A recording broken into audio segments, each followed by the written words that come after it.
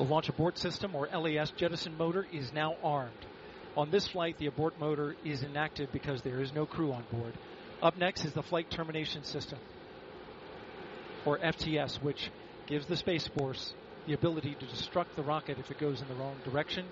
Let's listen in for that.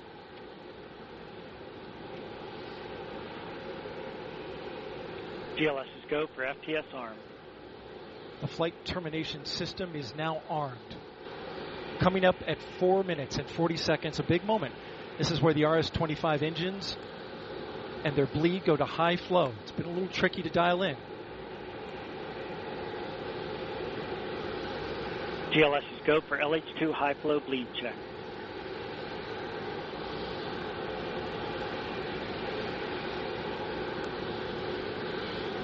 Good word, we've passed that.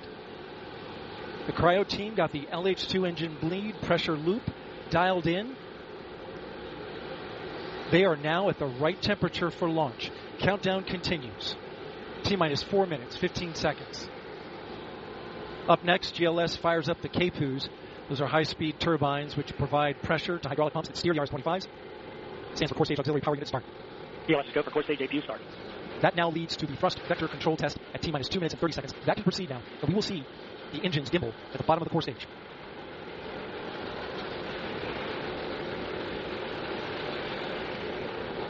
At T-minus 3 minutes and 10 seconds, you will hear the go for purge sequence 4. That's a helium purge of the 4 core stage engines downstream of the propellant valve, getting the air and moisture out.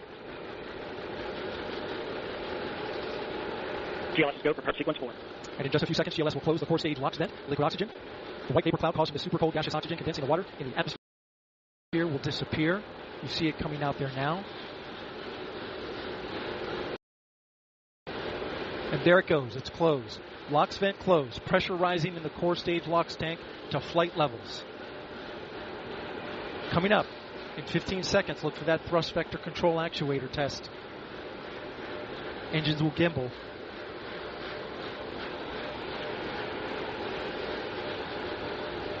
And there they go. The 4 core stage RS-25 engines gimbaling around, testing the ability to steer the rocket into space.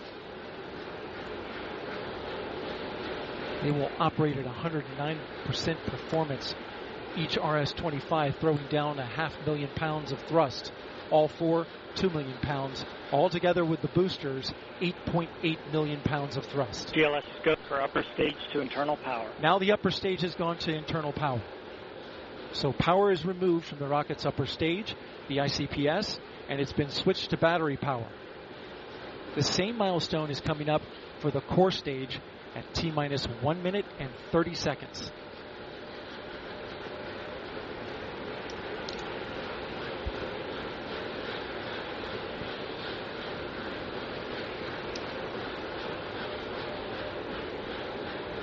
GLS is go for core stage to internal power.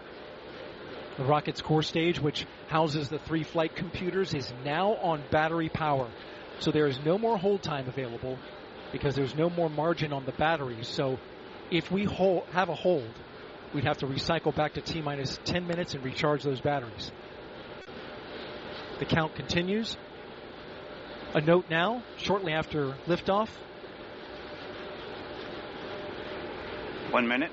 Shortly after liftoff, Mission Control Houston will take control of the rocket, and my colleague, Leah Cheshire, will take over commentary. T-minus 50 seconds and counting. Coming up at T-minus 33 seconds, the GLS will hand off control to the ALS. This is the autonomous launch sequencer. On board the rocket, it will take over command and control of the rocket. But the ALS will check, make sure there's no holds coming from the ground up until T-minus 2 seconds. GLS is go for ALS. And we are go for ALS. The Space Launch System is now counting down to liftoff of Orion on its maiden voyage to the moon.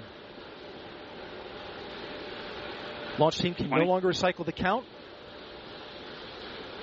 Sound suppressor water now 15. Flowing under the ML. And here we go. 10. Hydrogen burn-off igniters initiated. 7, 6, 5. Core stage engine start. 3, 2, 1. Boosters in ignition. And liftoff of Artemis 1. We ride together, back to the moon and beyond.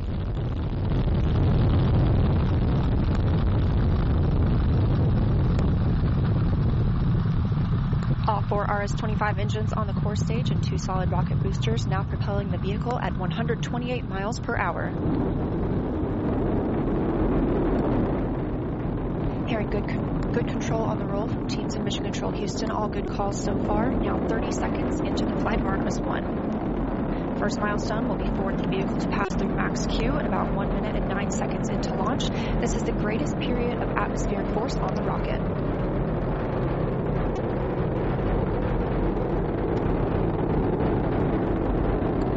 SLS now traveling 607 miles per hour.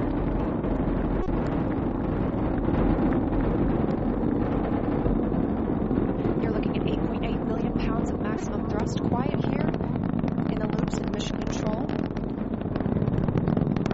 The 4 core stage engines are throttling down ahead of passing through max Q.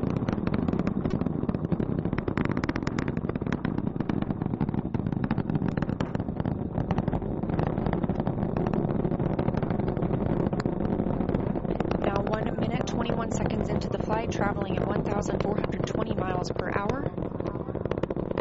The 4 core stage engines are back at maximum thrust. The next major milestone will be for the solid rocket boosters to cut off and jettison at about 2 minutes and 11 seconds into the flight, so about 30 seconds from now. Again, quiet here in Mission Control Houston as teams continue monitoring the flight of Artemis 1. We're now 16 miles downrange from the launch pad at Kennedy Space Center, traveling over 2,800 miles per hour.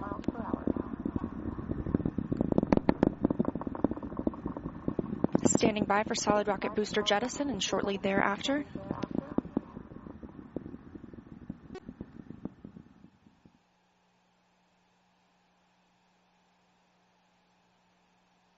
Confirmation that the solid rocket boosters have separated these 177-foot boosters. Now the core stage continues to power the flight of Orion, all 4 RS-25 engines firing, traveling over 3,400 miles per hour, 46 miles downrange. 2 minutes and 36 seconds into the flight. Hearing nominal calls here in Mission Control Houston. We've still got 4 good engines on the core stage. Next up, we'll be looking for the service module fairing to separate. This is 3 15 by 15-foot fairing panels, providing structural support, protecting the service module. Those will separate at about 3 minutes and 11 seconds into flight, and very shortly thereafter will be followed by the launch abort system separation. Just over 3 minutes into the flight of Artemis 1, now traveling over 4,060 miles per hour, 83 miles downrange. We just had confirmation that the service module fairing has separated.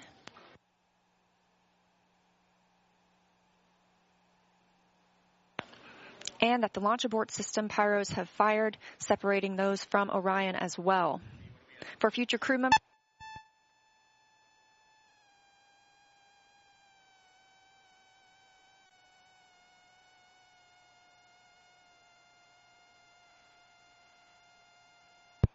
we just heard the call for 3-engine press, meaning if SLS were to lose an engine at this point in the mission, we could still achieve a nominal mission. We would just have an extended main engine cutoff time. However, we still have 4 good engines, all at maximum thrust right now, powering the first flight of Artemis at 5,200 miles per hour, 148 miles downrange.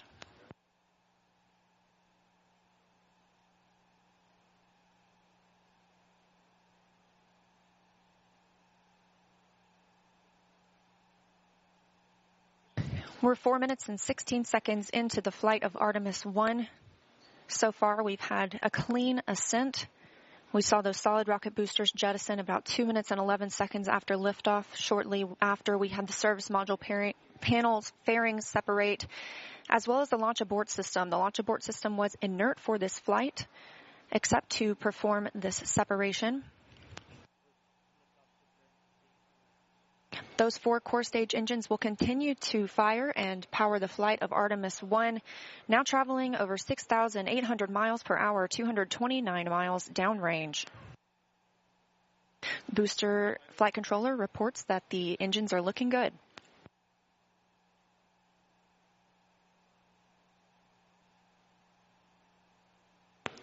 Our core stage main engine cutoff time is about 8 minutes and 3 seconds. We are now at 5 minutes and 11 seconds into the flight, 7,656 miles per hour. Again, 4 good core stage engines, those 4 RS-25 engines. The last time those core stage engines flew, they were taking space shuttles to orbit, and now with upgraded capabilities, they're launching the future of human spaceflight.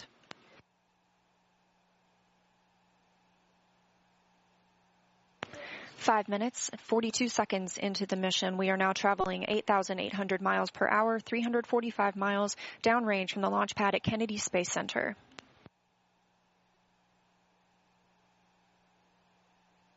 Again, we are anticipating core stage main engine cutoff at about 8 minutes and 3 seconds. And about 10 seconds later, we'll see core stage separation, at which point Orion and the interim cryogenic propulsion stage will be flying free. Now traveling over 10,000 miles per hour, 6 minutes and 15 seconds into the flight of Artemis 1, 427 miles downrange. Quiet here on the loops in Mission Control Houston. Teams continue to monitor this first flight.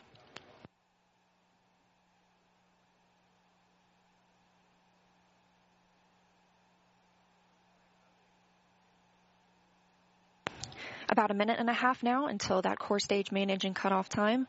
Our 4 core stage engines continue to fire maximum thrust.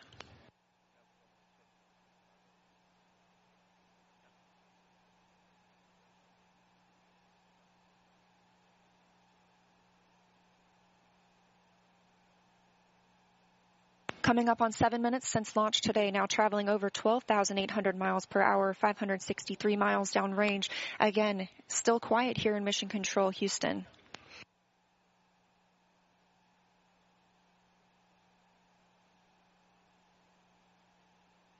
As we prepare for main engine cutoff, the 4 RS-25 engines are beginning to throttle down.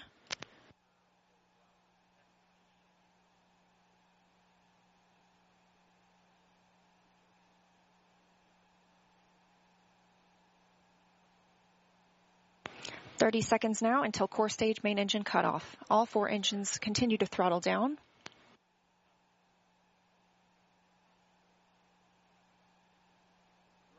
Now 7 minutes, 45 seconds into the flight, traveling over 16,000 miles per hour. Continuing to hear good calls here in Mission Control Houston. We're standing by for core stage main engine cutoff.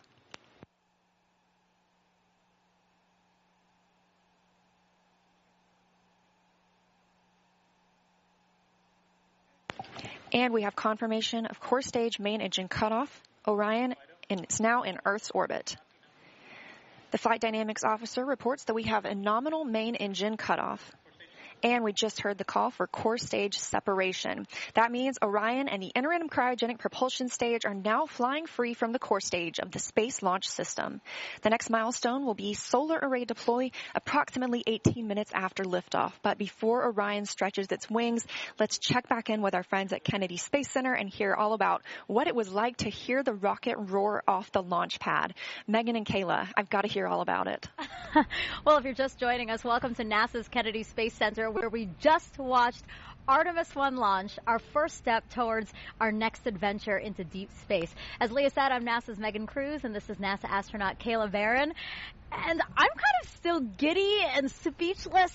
I don't even know how to explain how I'm feeling right now. I feel the same way. This is the first launch that I've been able to watch in person. And I've got to say, it was incredible. It took my breath away, and I was tearing up. Just what an amazing accomplishment for this team, this international team, people who have been dedicating their careers to getting this rocket off the ground and taking the first step to getting a crew on that vehicle back to the moon. It was just incredible. Yeah, this is a moment I think that we're all going to remember where we were when we saw this sort of thing, you know what I mean? And it was great to see, again, when we entered into terminal count, everybody here just started cheering, you know, coming out to get a really good view. And boy, I mean, it lit. 1 minute. Shortly after liftoff, Mission Control, T-minus seconds, the GLR on board with the ALS will go for ALS.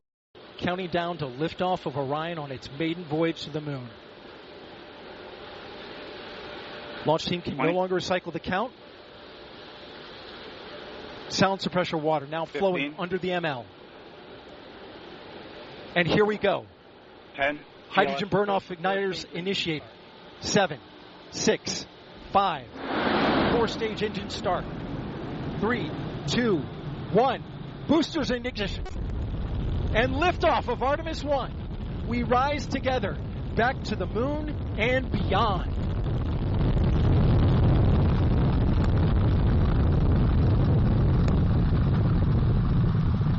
All 4 RS-25 engines on the core stage and 2 solid rocket boosters now propelling the vehicle at 128 miles per hour. Hearing good control on the roll from teams in Mission Control Houston. All good calls so far. Now 30 seconds into the flight of Artemis 1. First milestone will be for the vehicle to pass through max Q in about 1 minute and 9 seconds into launch. This is the greatest period of atmospheric force on the rocket.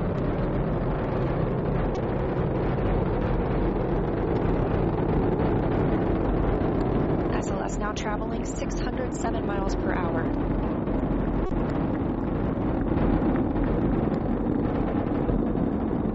You're looking at 8.8 million pounds of maximum thrust. Quiet here in the loops in Mission Control.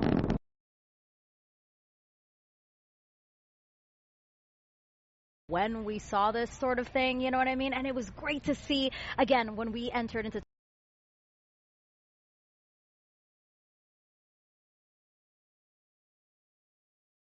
I think one thing you underestimate is how much it lights up the night sky. Yes. We were able to watch it all the way through that trajectory. We were able to see the boosters separate and everything. So it was just an incredible view. It's amazing how much you get to see of the flight path when it's at night and it's lighting up the sky. Yeah, and I don't know if you noticed this, but we see the moon here, and the trajectory of the rocket looked like it was flying towards me. You know what I mean? I was like, oh my God, that's so poetic. It's so beautiful. I'm so glad we launched today. Yeah. Wow. Congratulations to the team. It's incredible. We're going to head over to Daryl, who was at the launch team. Daryl, you got to count us down through that, through liftoff. I mean, how was that being in the launch control center with them? Well, Megan, it was something else. I got to tell you, you're looking live inside the firing room where Charlie Blackwell-Thompson is about to address her team after a whole lot of hard work and preparation to get to this moment. Let's stand by and listen to her now. Comm check. But you can't hear it in the room. Can you guys hear me? No. Hey, Jeremy, can you see if you could turn something on there for the microphone? The press side can hear me, but the room can't. The room can't. You can hear me? Because the guys...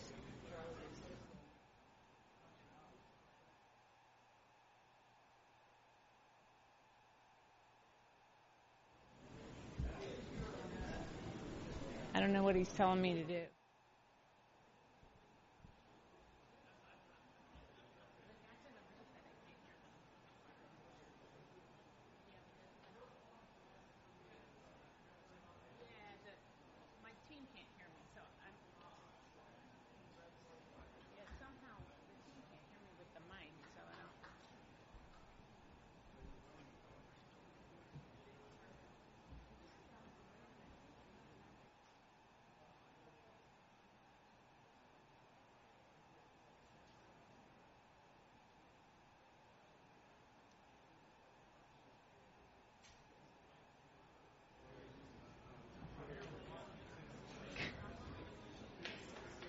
He's here.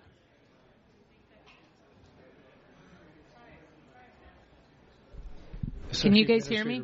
Oh, there we go. Is he ready for me?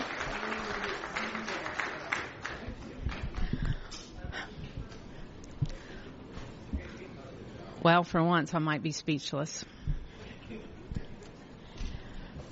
So you guys know I have talked a lot about appreciating the moment that you're in. And we have worked hard as a team. You guys have worked hard as a team for this moment. This is your moment.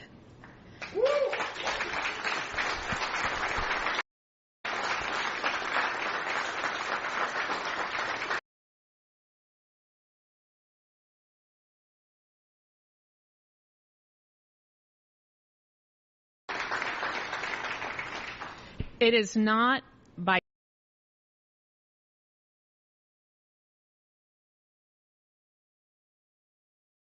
chance that you are here today. So I want you to look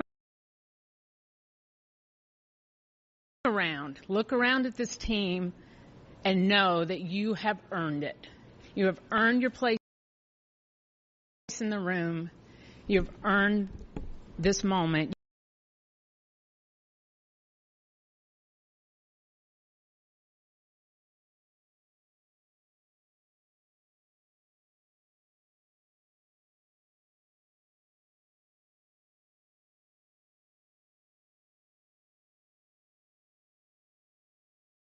For your resilience.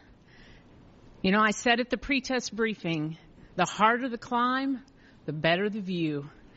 We showed the Space Coast tonight.